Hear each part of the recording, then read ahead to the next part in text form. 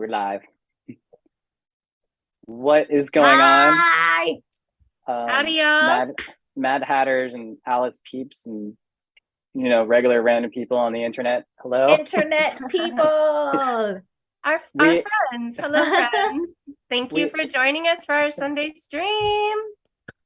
yes, we are here, and bring any questions you might have. We're happy to answer anything that you might be wondering about, and feel free to just post it in the chat. Yeah, we're celebrating another week of life here in Alice. So we made it through the week and it's Sunday. Oh, there's a The fox. The fox is back. Fox. Oh, Fox there's is- Gordon's fox. Gordon's the Fox. fox is I'm back. the fox. Gordon Fox. Yes. Ding, ding, ding, I like how it Really? tracks. At least it tracks Really? my mouth. This is Gordon's true form, actually. Yes. Yes. The human form is actually when he wears a mask, but Yes. this is actually Gordon without a mask, which is the fox. This is the unmasking Wow, behind the mask. It tracks when I blink. All right, Oh, that's here's amazing. Jeff. Yeah, That's it's amazing. creepy. It's Jeff's coming on. Right impressive. Okay, let's see. Yes. now. All right. All right, we got him. Yay! Yeah. What's up? Hello. What's up? All right. How's it going? Oh, nice shirt there. Thank you. I also have Oh, this yeah. background here Woo. too. Yes, Oh. that's awesome. Oh, You're wow. killing it over there. I love That's it. amazing. I'm in the studio and I tried to set things up with OBS and everything, and something was interfering. Yeah. So, all right, let's just do laptop. It's fine. Dude, you got it. It's working. But yeah, how's everybody doing? Good to see Really you. good. Thanks for joining Good to us. see you. Thanks for having me. Hey. This is Yeah, fun. That's so good. We've got a bunch of people on the stream channels right now. We're streaming on Facebook, YouTube, and Twitch. Awesome. So it's really fun. But anyone who's watching us right now, bring any questions you might have, for us, for Geoff too. Geoff, does somebody want to talk about what Geoff did? Yeah, who is this guy? Who is this guy? Well, I think Sorry. no, go ahead. you go. I Oh. always go. We met Geoff through our friend Jai. Me and Carl went to theater school with Jai. Yeah. And Geoff and Jai invited us onto their awesome podcast to interview us. And during that time, we were introduced to Geoff's film work because he's not only a cinematographer, but also director and producer. And we had a live stream, for our last tour. But also we needed a buddy to help us film us for the Dead Lucky video.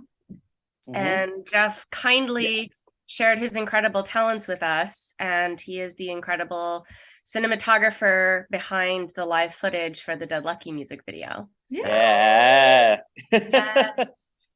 Yeah, it was a lot of fun. I thank you guys for having me to do that. It was kind of spur of the moment too, and just kind of heard the song and was like, cool, I think I know what to do with this. And with all the drums and everything, I maybe I got too much footage of the drums, but no Right. too much Never is too always much better than footage never of much. drums. Yeah, I was gonna say no such thing. There's no None. such thing. none. That's the drummer. Yeah, but I'm really happy with the way the music video came out. It turned out so cool. Yeah. No, Yeah. they did a good job of was cutting so together cool. all the comics and then the live footage. It was so awesome how it was all just interspersed and cut up and stuff. So and our peoples, our Mad Hatters love the video as well. We got a lot of love. So thanks for everyone for checking it out and downloading the single, streaming it, and watching it on YouTube. So thank you Yeah. all for that. But Now yeah, Yeah. Now, this upcoming tour that you guys have, is it kind of in promotion for Dead Lucky, or are you guys just going on the road because it's just time kind of deal? Well, kind of both. In 2019, we had all of these tours booked for 2020, including the East Coast. And so this is actually our first time back to the East Coast since 2019. Oh, cool. It's one region we didn't have a chance to get to. So the past couple of years, as we've been starting to revisit all these different places that where the tours got canceled, this is like this part of the states that we're getting to visit. So yeah. That's great. Yeah. I love it. I love it. Yeah. But yeah, the podcast was a lot of fun meeting you and Carl for the first time, and then kind of realizing that, you came from Texas and Carl came from Arlington, which is like the next town over from where I came from. So it's such a small world sometimes, right? Yeah. Oh yeah. It's really funny because we're all located in LA, but it seems like us Texans somehow find each other. Like, yeah. Yeah. Yeah. Big time. It is. As soon as I hear someone's accent, I'm like, hey. I mean, like I'm at home. Yeah. I mean, I live in the Valley, so I feel like I see California license plates, Texas, and Massachusetts. I don't know why, but like those are the majority that I see around. So it's so weird. On my street, it's lots of Oregon. Oregon. Yeah, Or Washington. Oregon, yeah. Washington, Oregon. Yeah, there's a lot of Pacific Northwest in my particular neighborhood in Burbank. I don't know why. And who's this foxy guy here? Oh, Foxy is Gordon. What's up, Gordon? How you doing? We've been getting like a lot of requests for the anime Fox Gordon. So I'm glad you Oh well, yeah, brought it back. that's my MO. Yeah, I mean, so Sasha does incredible makeup. I actually look human at the shows. Yeah, we have to. I mean, there's a lot of covering that fur. You got to get the glue stick out. Ooh. I know. I get all all this ear action under the beret. It's incredible. That's what the beret is for. Yeah. Yeah, covering about them wiggly fox ears. Yeah, I'm glad though that Fox Gordon is requested. Yeah. Yeah, I was wondering if we were gonna go make up on this or not. Not usually for the Sunday streams. It's just All right. us kind of in our jammies. I love Yeah. it. Yeah, we don't have to get dressed up for this. So Yeah. totally casual. Yeah. So we're getting like a bunch of questions. Should we take some questions now or wait a little bit? Yeah. What do you guys Yeah, think? let's do it. Yeah. Oh, sweet. So one of the questions actually was how much are the tickets to our concerts? I love that question because it honestly ranges. Actually, some of the shows that we're playing, like in Albany, are free. So just come on out, free. So just the cost of gas to get you out there in your time. And some of the tickets I think range from like 10 to 20. I don't think any of them go above 20. Me personally, I like to keep tickets affordable for people because there's just so many concerts that are coming up. Someone actually also asked why our Reno show had to be at the same time as the Ministry Gary Newman Frontline Assembly show. And unfortunately, it's so crazy that we did not time this. We didn't know when their tour was happening. We announced our tour actually before theirs was announced. But our tour is literally exact same length as theirs.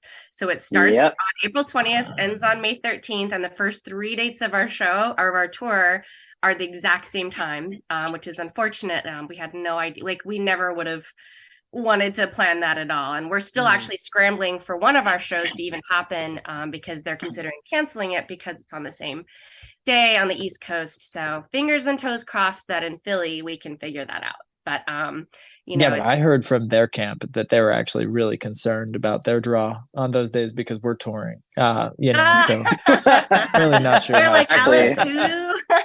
Yeah. Skinny Puppy, Gary Newman. They're like, man, I wish I know our Ohio show is happening days. at the same time as Skinny Puppy. It's a weird like a lot of crossing tours that are happening all at the same time. And we planned this actually. Back in 2020, we knew that we were going to come back to the East Coast. So it was not our intention at all to like have conflicting show dates. So, but we understand if y'all want to go see these amazing artists, because I myself am like, well, if we have a day off, that would be pretty awesome. Yeah. They should just bring you in. They should just bring you guys in, like, hey, just come play with us, Right? rather than all this, mix and match kind of deal. It's like, come on, we'll just bring you on the slate, you know? Well, we were talking about maybe having a tailgating party in the parking lot Ah, for yes. for y'all favorite fellow Texans out there. We'll tailgate together. Yes, Fun. That'll be so great. Like doing hot dogs on the engine, right? Like, Yes. Yes. And I'll Yeah. film every bit of it. Well, do well, it. the cool thing about our shows is that, you know, since we are like a smaller independent band than these other bands are out, like, by coming to our show, you're not going to be like putting money to like Ticketmaster or Live Nation or anything like that. Like, you know, you're actually going to be supporting the venues. You'll be supporting us directly by coming out to our shows. Plus, the ticket prices are cheaper, so Yeah. there's a lot of good reasons to come out. But we totally understand if you're like, man, last time Skinny Puppy's playing, you know, they're calling it the final tour. So we'll actually see if it's their final tour. See. We'll We'll see. see. I know. Series out. That's great marketing. It is. I feel like that's like when you're labeling stuff for like editing and rendering, when you're like, okay, this is the 4 Dead final, and then the next render is 4 Dead final, and then 4 Dead final 2.0, 4 Dead final, no, use this one. Like, Yeah. I feel like tours are the same way. Yeah. So Joanne was asking, there's an article in the Procession magazine, volume 9. And yeah, that is correct. There's we did an interview with Procession magazine, I think last tour, while we were in Washington, DC, and they're putting out a print magazine, like that's all that they do. So definitely make sure to like pre-order it, because I think you could only get it online, but yeah, we'll have a whole spread in there apparently. So very exciting. Yay! Oh, I'm seeing off for some barbecue at the Tulsa show. Yes. Oh boy. That would be amazing. Thank you. Do it. Yes. Yeah. Yeah. Whenever we're like in that part of the country, we're like, we got to get the barbecue. Got to get barbecue. So Yeah. It's important. Very vital to our tour morale. Yeah, the Central Standard Time barbecue, Texas, Oklahoma, Kansas, even Tennessee, like good stuff. Good stuff. Absolutely. Yeah. Really good. So yummy. Yes. I've seen a comment or two about Gordon, are you a fox or are you a raccoon? Well, it's kind of like, is it fiddle or is it violin? Oh, I see. Depends on how I'm acting at the moment. So right now, I'm a little bit more of a raccoon. It's because of the hoodie, you know. All right, got it. Just, had some clarification questions going on here. Yes. Yeah, it's important. I mean, I don't take any offense. Some would, but no. It gets asked sometimes, you know. Yeah. Joanne said maybe a chipmunk, you know. Oh, Oh, No. definitely not a chipmunk. That's a major offense. Carl is mentioning Seattle, and yes, I am actually planning a July Pacific Northwest tour as we speak. I mean, not literally as we speak, but like in this time frame. Yes. Seattle is definitely on deck. We have some exciting shows and announcements coming up for that time. But yes, Seattle is definitely going to be seeing Ellis for sure. Yes. Yeah, somebody in the chat was also saying like what band they're like they were on a final tour for 25 years. It's like it's our final tour, guys. I mean, you know, Celine retired and then she's back, you know, in Vegas. I think that's when that was the first time I was like, wow, she's retiring, you know, and then she didn't. I was like, who does that? You know, Tom Brady retired and then he didn't. So, you know. Yeah. I feel like we could just, we're totally retiring and then just have like 17 comebacks. It's pretty rad. The Kiss way. Yes. Yeah, I mean, exactly. I want to collect Social Security before I take, I'm never going to quit playing music. So I got to get a real job for like a year. Right. Yeah. Yeah. So when Geoff came to film Dead Lucky, we were also doing our live stream that night. Mm-hmm. So first you ran the live stream and then like totally switched gears and made a music video. Would you talk to that a little bit? Yeah. Well, I mean, the only difference really was I was operating a program, that you guys have called OBS, and I actually use that here at the studio that I work at too. So when I came on, it was like, oh, okay, I know this stuff already. So it was just a walk in the park. And then just took, I think it was just one camera that I used for the music video, because once the live stream was over, it was like, okay, cool, let's start, playing Dead Lucky over and over and over again. Hey, Carl, what camera was it that we used for that? That was the Sony Alpha Mark III. Yeah. And I love your beard too, by the way, man. Oh, thanks. Yeah, I grew You it look great. myself. I love it. But yeah, I mean, pretty much with OBS, it was just kind of the editing portion of it. And then from there, it's like, all right, just pick up the camera and just start kind of moving some shots around. I remember being pretty steady on my feet, because for nothing's too shaky or anything like that. Some Dutch angles, just kind of winged it really. But definitely within my head of being a filmmaker and trying to find a balance of everybody and shooting music videos. Like, okay, make sure everybody is doing their part, and then that part of the song, and that everyone is shown equally. So, and the music and the instruments too. I think it only took like an hour, maybe less, to film the portion of it. Yeah, not too long. Nothing at all. It was very impressive. Yeah. And then I got on the drums too at one point, and then Carl and Scott started showing me how to do it. It was awesome. It was awesome. Get in the van, Geoff. Show me the door. Where do I need to be? I got my Blackmagic 6K at home waiting. Got the Sonys too. We're in it. We got it. That's so awesome. Yeah. No, but as far as switching gears, I mean, it's just the filmmaker in me. So, sometimes you just got to go for it. So, yeah. How did you get into filmmaking? Ooh, that's a good question. Well, movies, growing up, it started with Tim Burton's Batman at 4 years old, watching that movie, and then just being completely obsessed with filmmaking, photography, among other things from there. Started making my own stuff as a kid, from high school, college, then I eventually made a short film that got a South by Southwest, and it's like, okay, well, I guess I'm doing something right here. Then worked for various companies, trying to get the day job kind of thing, artist life kind of deal. And then, from there, just kind of moved out to LA, and, now I'm just doing it, Nice. So, but yeah. Very cool. I like the darker side of stuff, kind of the Alice kind of tone. So I think that's where I relate. That's so awesome. Yeah. Very I hope cool. that answers your question. Oh yeah, for sure. You're Yeah. talking about your love for the darker side of stuff. You shared some stuff over, and your movie strings. You say it's strings, right? You don't say like strings. Strings, yeah. Okay, I just want to make sure. Yeah, it's you're so good. beautiful. Oh, thanks. Yeah.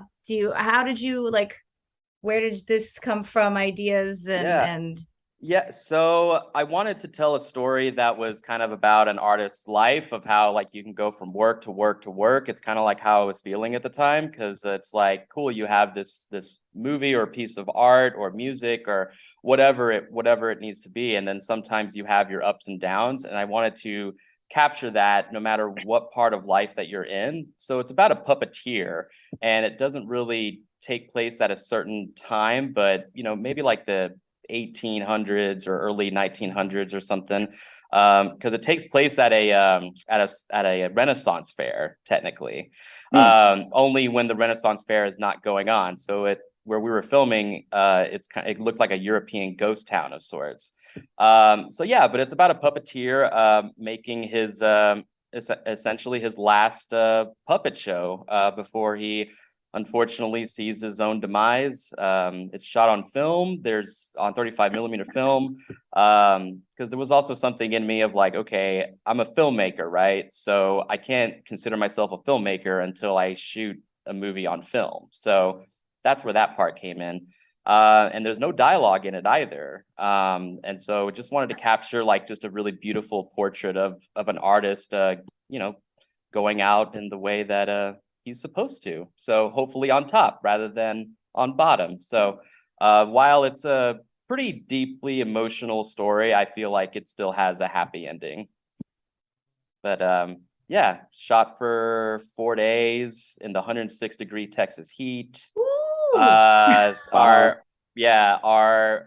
can't even like it was challenging for sure. And Grant James, who God bless his soul, he was 75 at the time, and he had like maybe 15 box fans on him trying to, you know, get away from the sweat and everything. And, you know, he had just gotten out of the hospital too. So kudos to that guy. He still came out to play with us. So it was a lot of fun. Well, it's beautiful. Thanks for chatting about it with us. Thanks. So cool. Yeah. Thanks for asking about it. We'll share out the link to that, or wherever, like, where can people see it? Like, where can people watch it? It's on YouTube, you know. Nice. Strings, it's spelled STRYNGS. And if you type in short film after that, it should pop up. Strings on YouTube. Oh, I see it. Yeah. Let me know what you think, man. Yeah, definitely. Yeah. Cool. Well, it looks like we have a bunch more questions that came in. Wow. Yeah, there's like a lot of stuff going on in the chat here. I think I lost. Did anyone else see any questions? Because I saw. I see a question from Jeremiah, who is asking if we watched the Super Bowl and who did we hope would win. Well, that's a Steve question. Oh yeah, I watched. Steve. I watched it closely. I found myself. I like both teams. Those were my two. I thought they were the best two, and I found myself rooting for Patrick Mahomes. I mean, I don't know. He's just such a magician. So yeah, I like KC, but I'm an LA Chargers fan. I mean, I grew up in San Diego. Tortured fan. But we play Patrick Mahomes twice a year. And so we've gotten to know them pretty well. So I was also watching the halftime show. In fact, my gosh, the Rihanna halftime show. I know some of the guys who do that were in there, and man, I thought they just killed it. It was so good.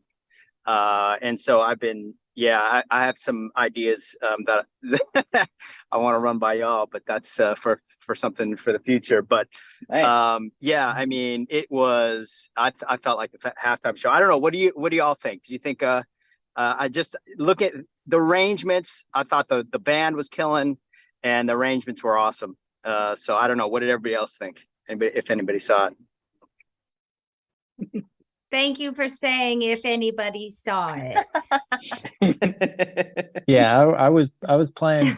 I had a weird day where it was a big band every second Sunday at the Post 43 in Hollywood. The big band I play with does, has a show, and of course it lands on Super Bowl Sunday. So we were playing for only those most dedicated of non-sport type jazz people. It was awesome. So I don't know. I got a hot dog out of the thing. That's who I was rooting for.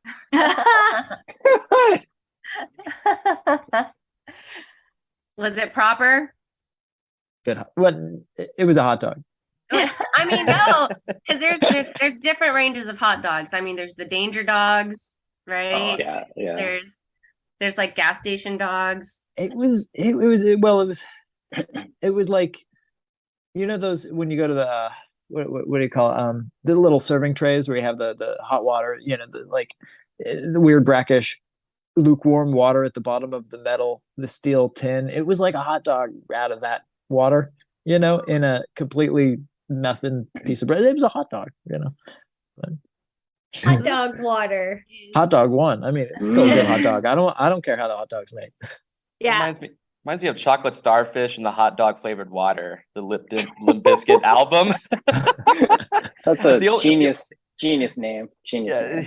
The only other time I've heard of hot dog flavored water. Yep, that's true. That sounds like that. Yeah. I liked the halftime show. I was over at Jai's house, how we got all this together, and just having some beers, really, because that's the whole point of our podcast. It's called Beer with Friends Podcast. And I thought the aesthetics of the show was really cool, how she was being lifted up and all the dancers and everything. I mean, I worked the halftime show whenever it was at the at Dallas Cowboys Stadium. Can't remember what the oh wow, that's awesome.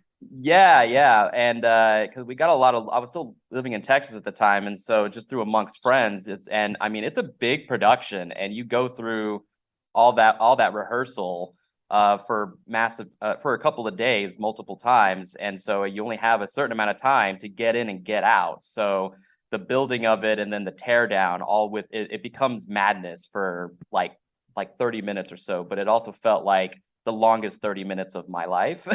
So every one of those things, it's just a big, massive production. And as many people that are a part of it, I mean, everybody has their one thing that they have to take care of, Yeah. So, oh man, tons of people. At what capacity? What were you doing specifically?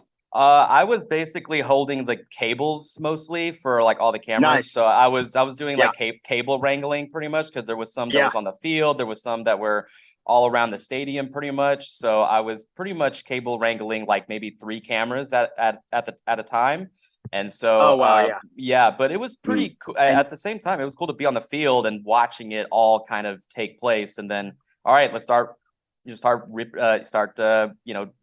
the cameras disconnected and start just hauling everything out, Oh yeah.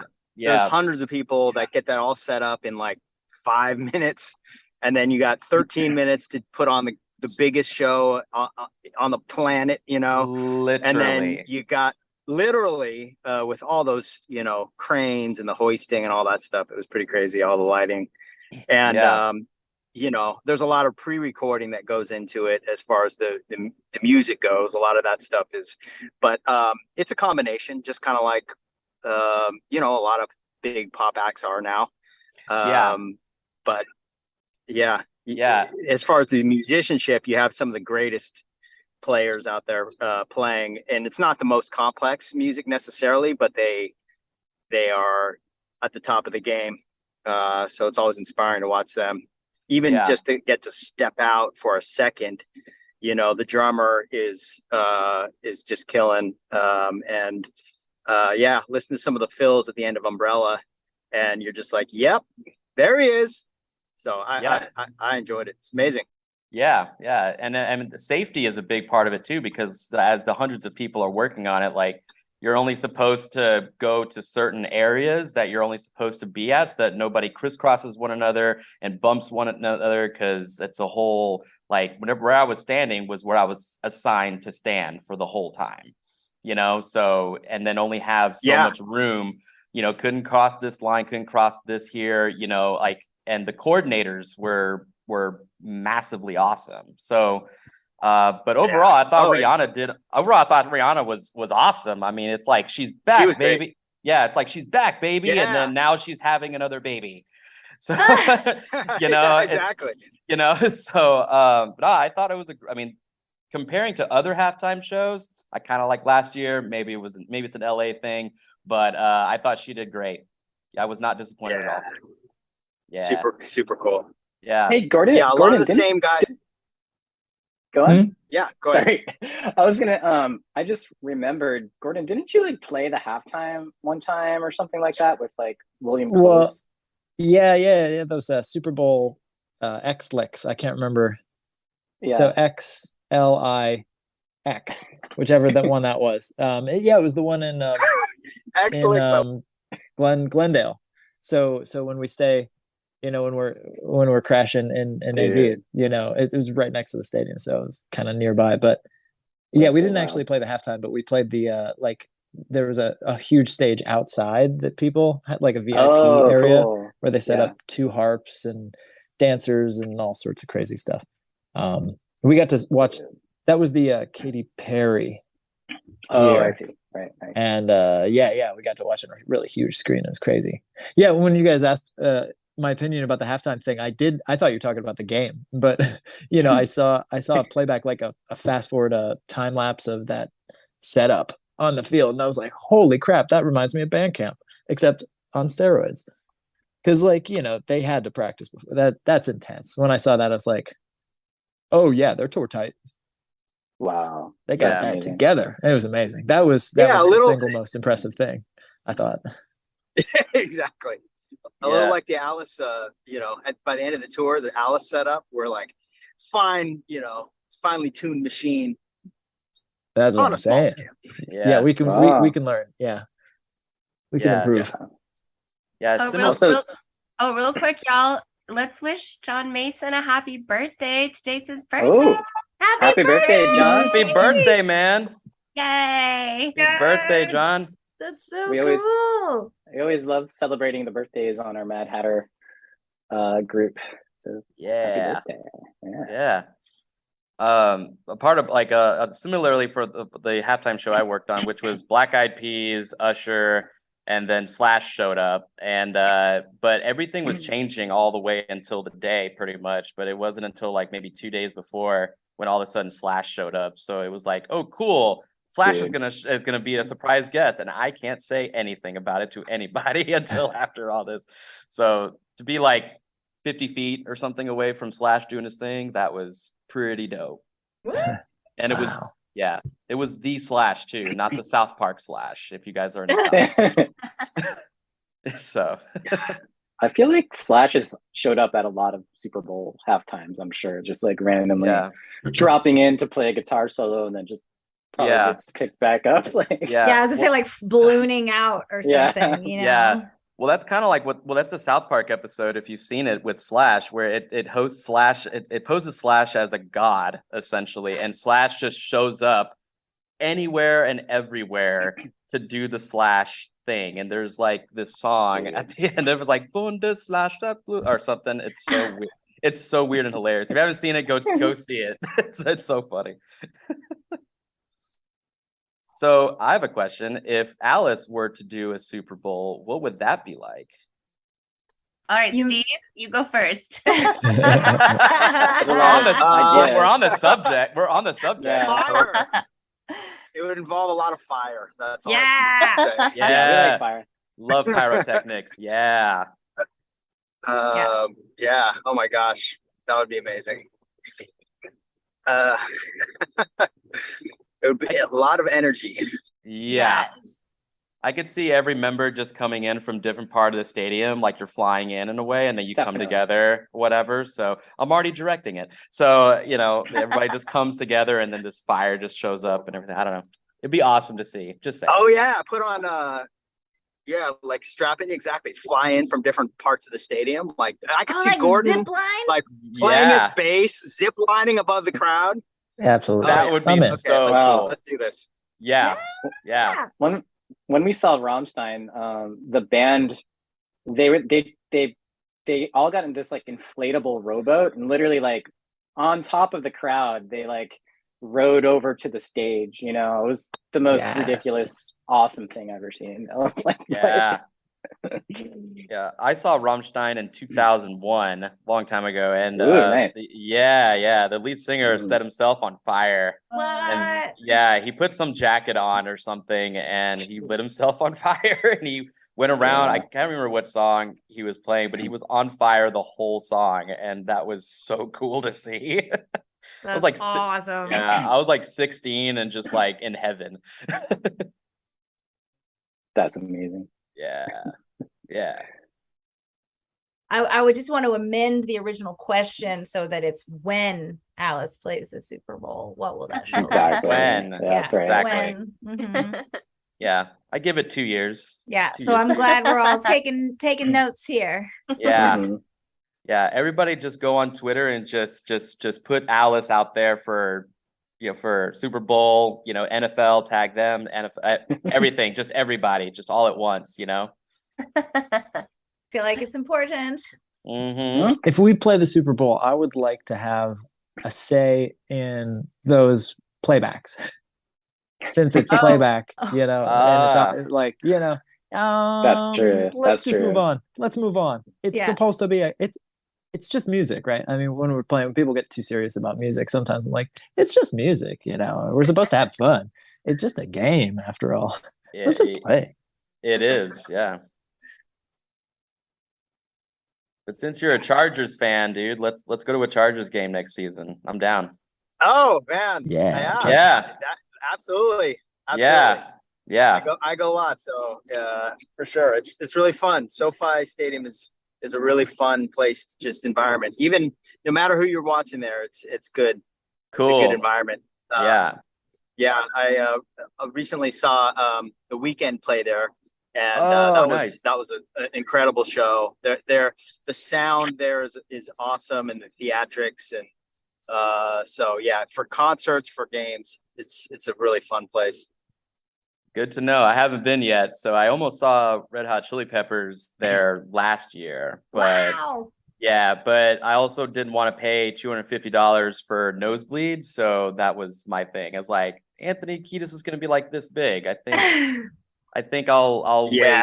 You know what I mean? Like, I'd rather be down on the floor or somewhere closer where I actually can feel the energy of the show. But that was just me. So SoFi Stadium. Concerts these days are I know concerts these days are so expensive. I so appreciate what you were saying, Tosh, earlier. I mean, yeah, we want to keep all of our tickets reasonable, and just every show it seems like, boy, you have to shell out so much cash to get in the door. So like $200 for just a nosebleed for I saw Depeche Mode. I was just looking at their ticket prices, and it's just like the lowest price they had was $200 per ticket. Oh, wow. Me too. I know, and those are for the nosebleeds. Yeah, and that that's doesn't doesn't include parking or right. water.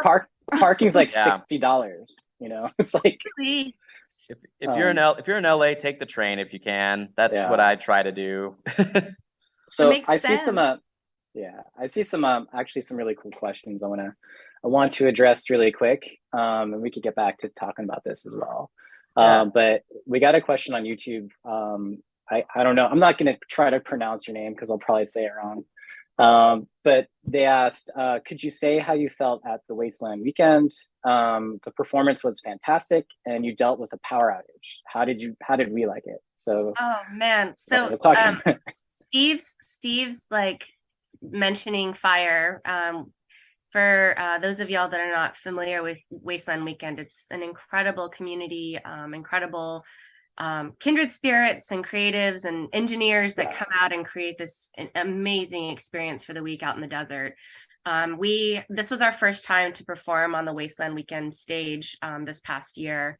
There was fire and desert and incredible people, and it was amazing. And yes, the power went out, as it does in the desert. It's hard to manage that, but it was pretty awesome because Kazi, one of our dancers, was with us, and Gordon just picked up some percussion. He started playing. It turned into this live percussion drum circle thing while Kazi was just impromptu dancing with us.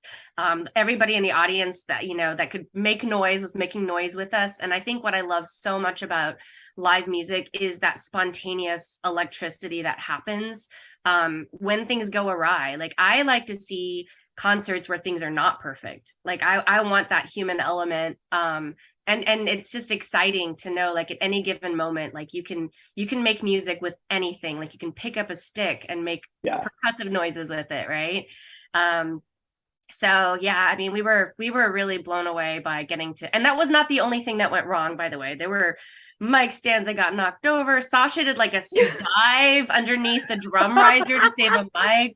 Yeah, Sasha, you have to tell the story. It was epic.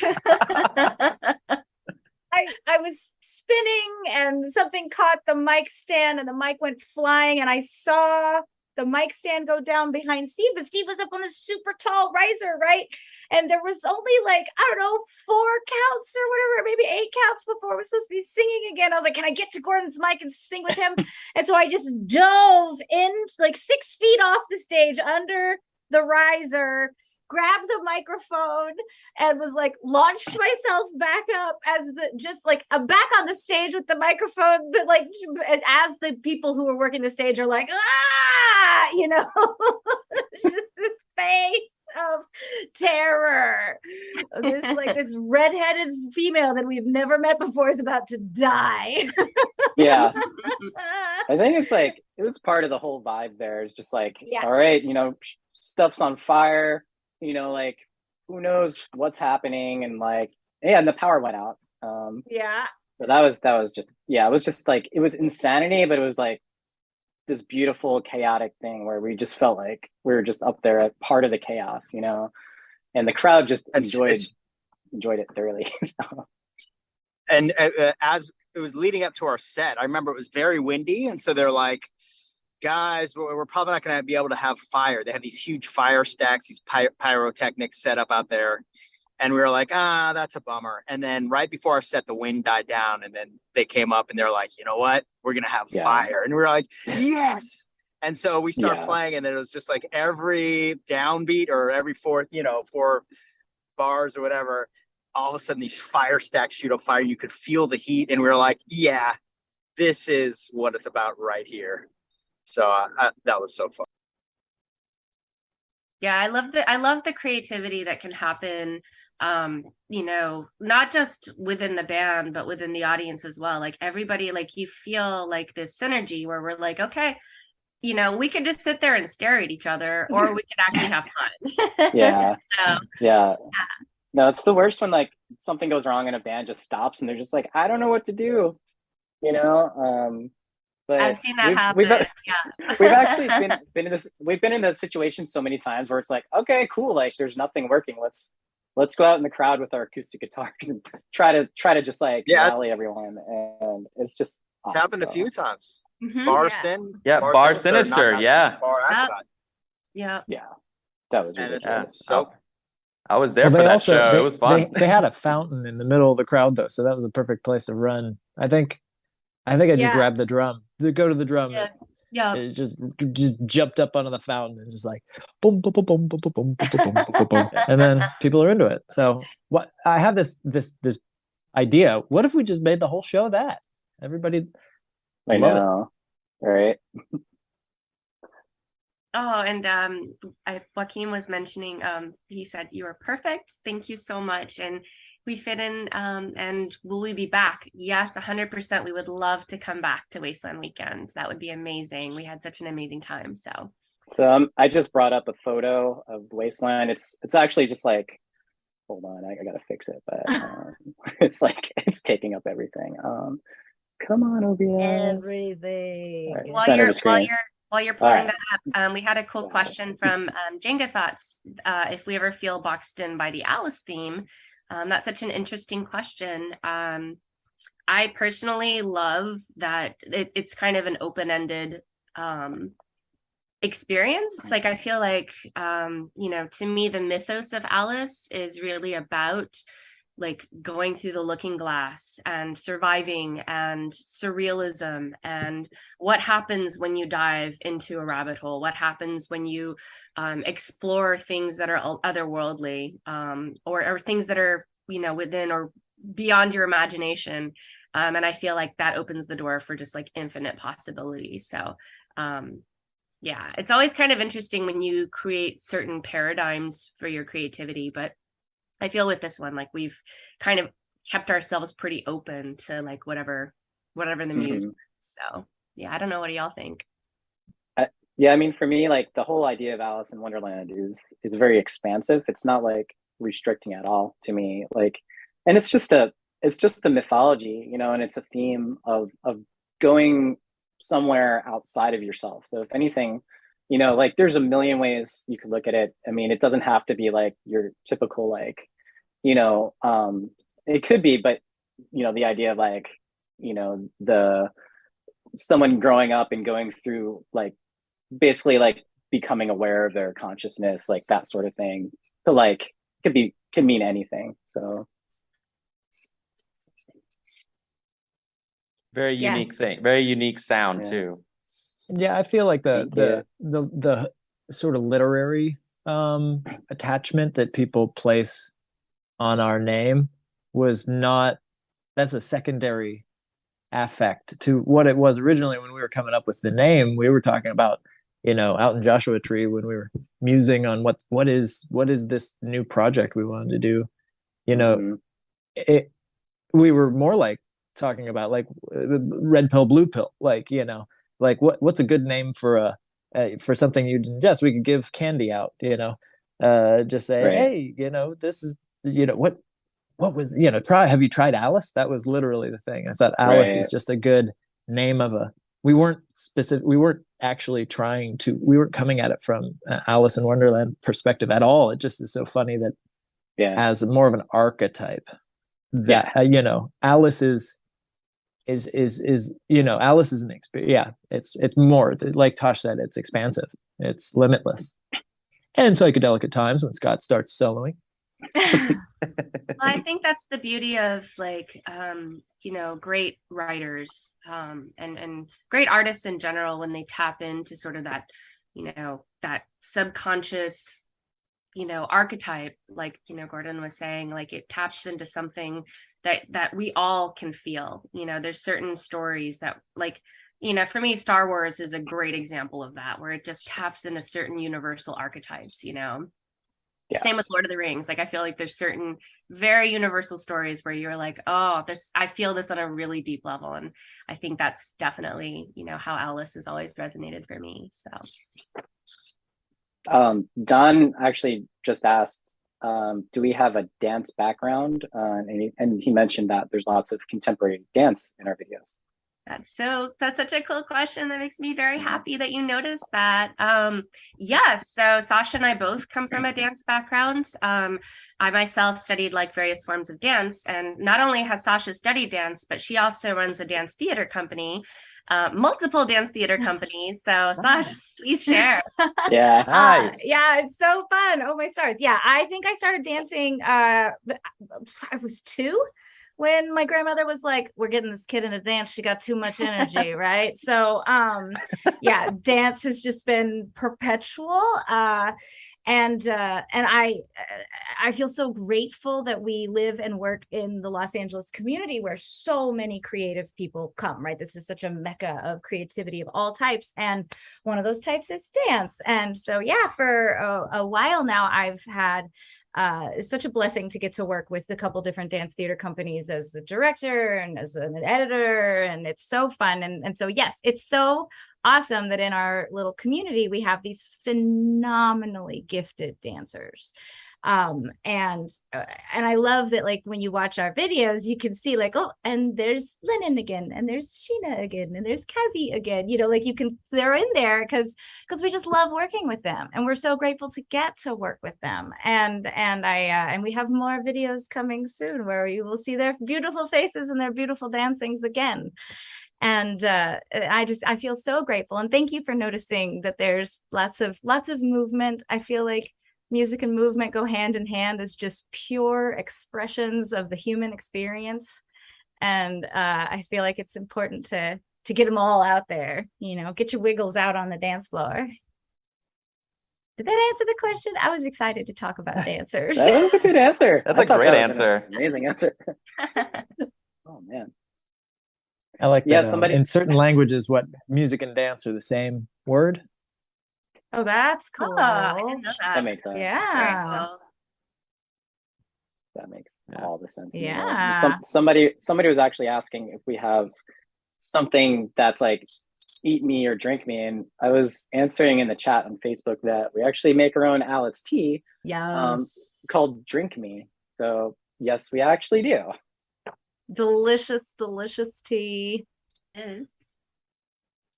Well, as filmmakers, this is for Carl and Geoff, like when you're, because filming moving parts, like filming the band, for instance, Geoff, like it's, obviously we weren't necessarily dancing, but it's very active movement. Like, how does that inform your filmmaking and your cinematography?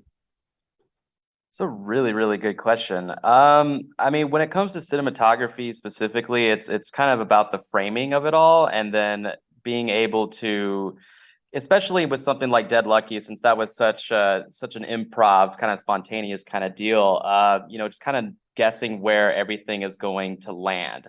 You know, whenever I shot like a drum snare, well, they just could do the drum snare because then it's always going to be there. It's always the drumsticks are going to land there. And you know, when Scott is playing the drums, you know, pull out a little bit to get the full body. Filming you, for example, Tosh, you know, I know there was a part in the live stream that I got specifically. It was in a Wide Awake, and I made sure to kind of get a little closer to your face wherever you're actually like you're blinking, but then you actually looking like you wake up, you know? So I don't know, there's a really fun way whenever you're filming, there's a connection between, you know, yourself, the camera, and who your subject is. And so whenever you are just in the moment and just figure out what those movements are, you can figure out with the camera and what those movements are going to be and where the camera is supposed to be placed whenever all that happens. It's an energy, you know. It's a fun artistic connective kind of thing. Yeah, I don't know, does that answer the question? No, that's awesome. Yeah. I love that. What do you think, Carl? What do you think? Well, the thing is, I'm clearly not nearly as talented as a filmmaker as you, because I had an entire year, actually more than that. I had multiple years of shooting Alice during the 13th hour, when we were doing a music video every month and then feeding right into the live stream. So I had a lot of time with the music and time with the live performances. So I was able to kind of know, okay, so here comes a solo. Let's see if we can work out this angle to do that. And then the vocals come back in for this. So maybe I can do something for that. So I was flying a lot less improvisationally, if that's even a word. Mine was a lot more based on just me listening to the music and seeing the music over and over and over again, and then putting pieces together from that. So that was kind of the process of how I was going about it. And it was also a very big learning process because we were doing live streams like first timers, I think. And it's a great experience and we learned a lot, but it did not come easily, at least to me. It took me a lot of just stressing after the live stream was done and going back and watching it. It's like, okay, now these channel switches are going way too fast. And then the next day it was, oh, now they're going way too slow. And now this is happening. And it was a little out of control for a while, but I think I found it after a minute.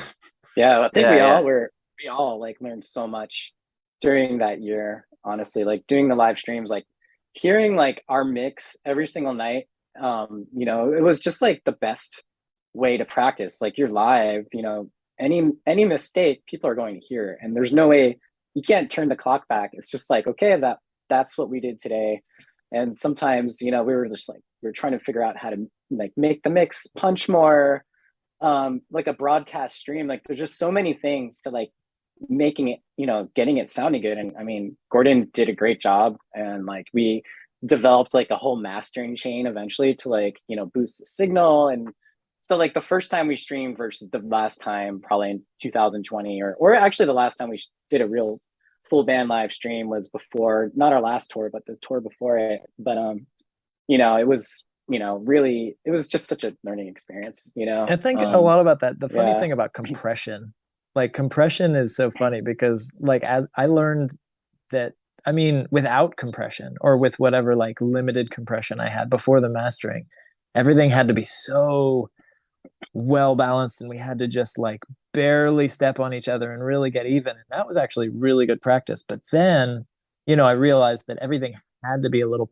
punchy, you know, like we had to have the danger of poking out too loud, you know, like we all have to have a little bit too much power and then not use it all. And then, but then what that did is like when Scott got his mastering thing on there, then we could just kind of dig in a little bit and not be afraid. It would all like blend together. And that's what the ears do. And I was like, the ears naturally compress. So it's almost like, I just love how the technology that we come up with is just trying to reproduce like what it sounds like in a club when everything gets so loud and voluminous. Everybody, you know, your ears naturally compress. So it's kind of like, it was fun. It was weird. We also have to entertain ourselves when we're in that whole setting, you know. We all have to challenge ourselves just to keep our sanity.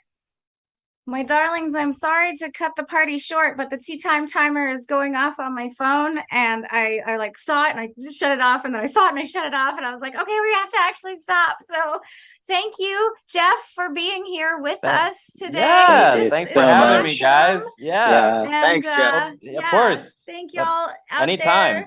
there in the internet world, and for your time and your beautiful questions. Y'all are just amazing.